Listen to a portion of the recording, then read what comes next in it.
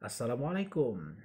Hello, my students. Good morning. How's it going? Hope you're very well today and ready to study. Oke, jadi materi kita tentang present perfect. Coba langsung kita perhatikan. Jadi materi ini yang pertama kesannya adalah memiliki model atau tampilan yang memukau dan menarik untuk dipelajari. Jadi sekarang kita lanjut aja masuk ke materinya. Jadi present perfect tense itu sama aja dengan materi yang pernah saya jelaskan, yaitu to have, yang terdiri dari have dan has, yang pasangannya selalu kata kerja bentuk ketiga atau past participle. Oke, jadi langsung kita ke contohnya aja, nggak usah berlama-lama ya. Jadi yang pertama, suatu kejadian yang mulai terjadi di masa lampau dan masih berlangsung sampai sekarang. Coba kita lihat contohnya. She has been there for 5 minutes. Artinya, dia perempuan telah berada di sana selama 5 menit. Jadi ingat, for itu artinya selama. Tidak selamanya diartikan untuk. B. She has studied English for 3 months. Dia perempuan telah belajar bahasa Inggris selama 3 bulan. Ingat ya, for artinya selama. Jadi ungkapan have atau has dipasangkan dengan kata selama itu menceritakan tentang kejadian di masa lampau dan masih berlangsung sampai sekarang. Oke, number 2, hasil dari kejadian itu masih berlangsung sampai saat ini. Oke, kita lihat A, they have gone out. Mereka telah keluar. Nah, arti dari mereka telah keluar, they are not at home. Artinya mereka tidak di rumah. They have bought a house. Mereka telah membeli sebuah rumah. Nah, itu artinya they have a house now. Mereka mempunyai sebuah rumah sekarang. Jadi ingat, have itu kadang-kadang diartikan telah. Jadi ingat, kalau setelahnya diikuti kata kerja dia berarti telah. Kata kerja bentuk ketiga.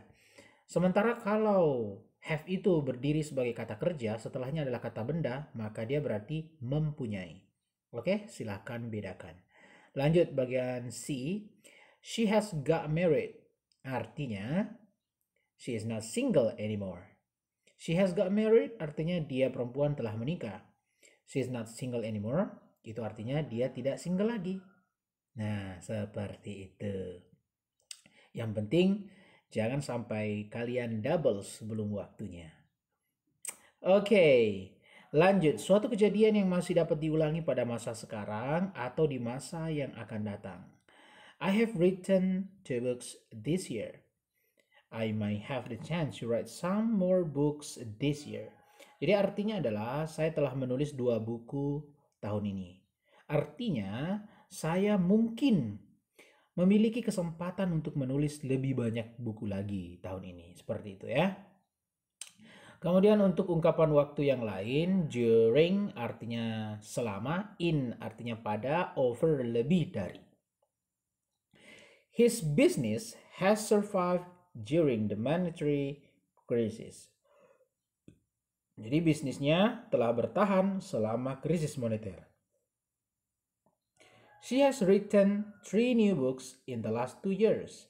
Dia perempuan telah menulis 3 buku baru pada 2 tahun terakhir. Jadi ingat ya, in the last 2 years, pada 2 tahun terakhir. Over the years, he has shown his his hard work. Over the years, lebih dari bertahun-tahun, he has shown his hard work. Dia laki-laki telah menunjukkan kerja kerasnya. Oke, lanjut. Since itu sejak, ago yang lalu, dan for selama. They have arrived since 3 hours ago. Mereka telah tiba sejak 3 jam yang lalu. Kemudian, I have worked in the company for 4 years now. Jadi saya telah bekerja di perusahaan selama 4 tahun. Jadi ingat, during selama, in pada, over lebih dari, since sejak, ago yang lalu, dan for selama. Oke, seperti itu aja penjelasan tentang present perfect atau penggunaan to have. Mudah-mudahan materi ini bisa memberikan pencerahan buat kalian. Oke guys, selamat belajar, happy learning, and peace out.